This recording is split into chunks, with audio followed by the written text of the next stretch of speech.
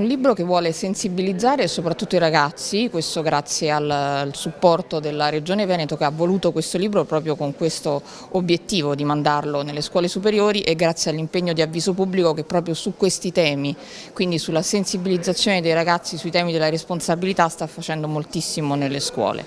È un libro che però purtroppo parte da un dato negativo, cioè dalle tante vittime delle mafie senza alcuna colpa tra bambini e ragazzi in diverse parti d'Italia, e molte inaspettatamente, almeno anche per quello che mi riguarda, anche qui storie del Veneto.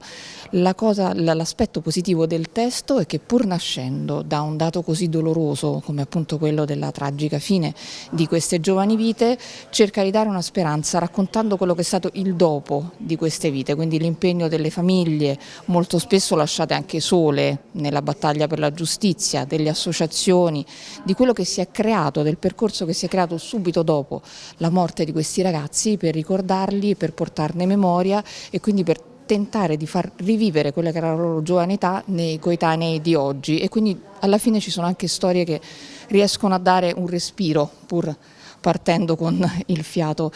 tirato. Alla fine poi è un testo che è stato fatto come graphic novel, quindi ringrazio anche la Becco Giallo e l'illustratrice Dorilis Giacchetto e Dell'Eni, che hanno appunto accompagnato ad ogni storia anche delle illustrazioni, e alla fine è un fumetto per cercare di raccontare la mafia del Brenta, però in maniera concreta e seria, per far conoscere anche questa storia ai ragazzi veneti. Oggi abbiamo qui la zia di Cristina Pavesi, Michela Pavesi, quindi già abbiamo la storia di Cristina Pavesi, la storia di Matteo Toffanin, che è un'altra storia veneta, ma anche la storia di Silvano Franzolin, che da qui è morto dal Veneto, è morto a Palermo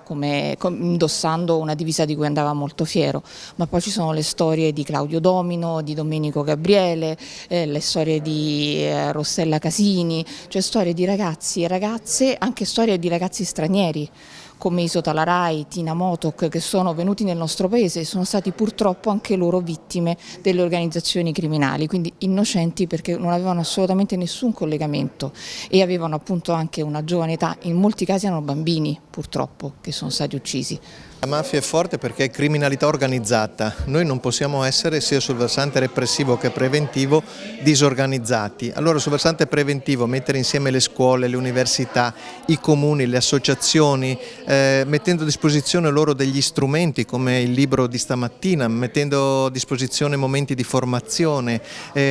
raccogliendo e diffondendo buone pratiche che anche in altre parti del paese sono state fatte. Ecco, questo è il primo argine di prevenzione concreto che noi possiamo mettere in piedi in Veneto, quindi conoscenza, esperienza, formazione e mobilitazione. Cristina è seme di speranza,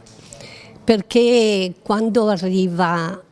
la sua storia, essere conosciuta dai ragazzi, ecco che allora sì, si fa speranza Cristina, perché lei aveva tanti sogni e non li ha potuti realizzare, ma i sogni di tutti i ragazzi che l'ascoltano possono essere realizzati. La Regione Veneto c'è e ci sarà. Grazie ancora.